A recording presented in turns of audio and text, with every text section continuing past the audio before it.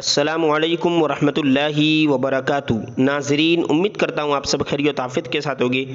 आइए इंशाअल्लाह ज़ौजल आज की इस वीडियो में उर्दू की छठी किताब का पार्ट नंबर 11 पार्ट नंबर 11 इंशाअल्लाह ज़ौजल पढ़ेंगे।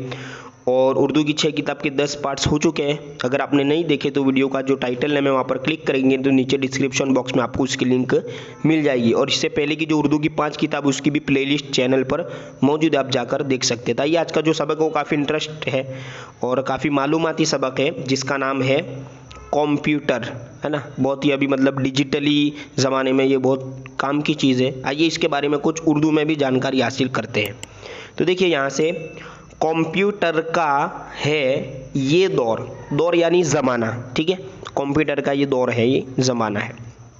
देखिए आगे, अब जीने का बदला तौर यानी तरीका, ठीक है ना। तौर तरीका, जीने का बदला दौर यानी कि अब बहुत सारे काम जो होते थे वो पहले के ज़माने में जो होते थे अभी कंप्यूटर से हो रहे थे, इस तरह से तरीका बदल गया, ठीक है।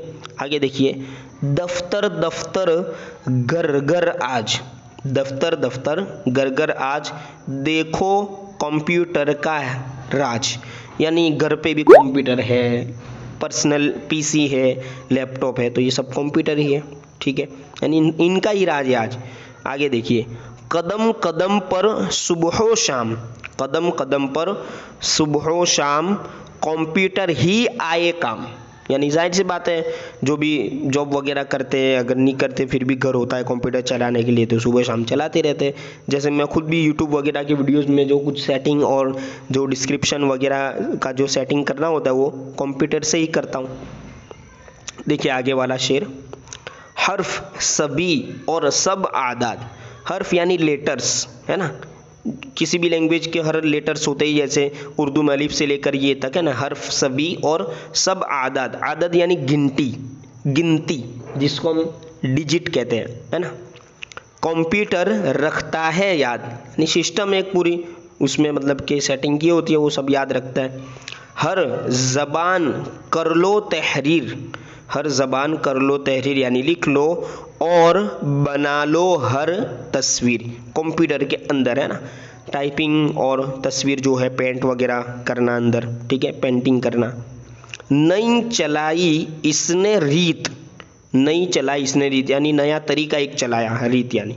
इस पर भी बजते हैं गीत, यानी एक साउंड सिस्टम भी इसमें होता है, इसमें नाते पाक भी सुन सकते हैं हम, ठीक है।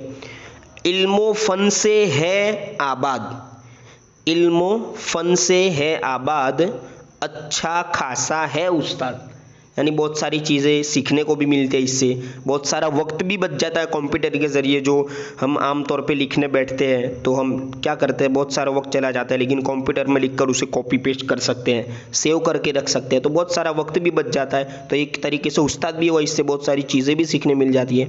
सीख के कंप्यूटर, है ना, बच्चों अपने ख्वाब को सच कर लो, यानी अगर आपका भी सपना है कंप्यूटर सीखना, और बहुत सारों के सपने होते भी है कि कंप्यूटर मुझे आना चाहिए, अच्छे से चलाना आना चाहिए, तो अच्छी बात है, सीखना चाहिए। अभी इस दौर में तो बहुत काम की चीज़ है, ठीक है, चाहे स्कूल में हो मदरसे में हो। देखिए आगे, 3 हरफी लफ्ज़ तलाश करके लिखो। तो ये जो एक्सरसाइज है, मश्क है, इसमें आपको ये मतलब ढूंढना है, इसमें से तलाश करना है कि 3 हरफी लफ्ज़ यानी कौन से लफ्ज़ में, कौन से वर्ड में 3 लफ्ज़ है। जैसे दौर, ये 3 हरफी लफ्ज़ है ना। इसी तरह तौर, ये भी 3 हरफी लफ्ज़ है।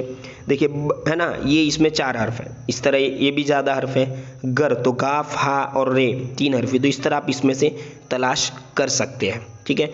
ये आप इसको पूरा स्क्रीनशॉट कर लीजिए, आप अच्छे से इसको तलाश कर सकते हैं, ठीक है। इसके बाद नीचे कुछ सवाल जवाब है, वो भी सबक के ताल्लुक से ही सवालात लिखे हुए हैं, इसको भी आप पढ़ें कि आज किसका दौर है, तो आज कंप्यूटर का दौर है। अगर आपने नज़्म जो थी कंप्यूटर के उसको ध्यान से सुना होगा तो आप इसके जो जवाब है, आंसर है, वो दे सकेंगे। देखिए अब आगे है, इसका हिज्जे हमें लिखना है, ठीक है। तो जैसे ज़बान है, यहाँ पर देखिए एग्जाम्पल के तौर पर यहाँ बता रहे हैं तहरीर, तो ते हे रे या रे, तो इस तरह ज़बान तो जे, है ना, ज़बान में ज़ा, फिर बे अलिफ ज़बान और नून अकेला आएगा। इस तरह तस्वीर, यानी इन हरफों को अलग अलग करना है, हिज्जे करना है इसका, है ना। इस तरह ये जो लास्ट में है इनको जो इनके जो मिसरे है वो सही करके लिखना है। जैसे पहला मिसरा है ये दौर कंप्यूटर का, ये है दौर कंप्यूटर का, इस तरह से हमने मिसरा पढ़ा, तो ये भी नज़्म के अंदर मौजूद है, इसको आप हल कर सकते हैं। ठीक है, अब लास्ट में जो अच्छी तमरीन है, मतलब अच्छी मश्क, वो ये है कि मुनासिब जगह, यानी जिस जगह जो होना चाहिए उस जगह नुक्ते लगाकर सही लफ्ज़ लिखो। तो आप देख सकते हैं ये बहुत अच्छी तमरीन है, इससे उर्दू ग्रामर भी मजबूत होगा। सीन अलिफ मीम है तो ये शाम, लेकिन अब क्या बता रहे हैं, नुक्ते लगाने, तो यहाँ पे 3 नुक्ते लगेंगे, शाम। ठीक है, इस तरह आगे है ये एक मतलब के शोशा तो बना हुआ है, अलिफ है फिर दाल है, तो ये बे का नुक्ता ही के नीचे आएगा है ना, तो क्या हो जाएगा बाद।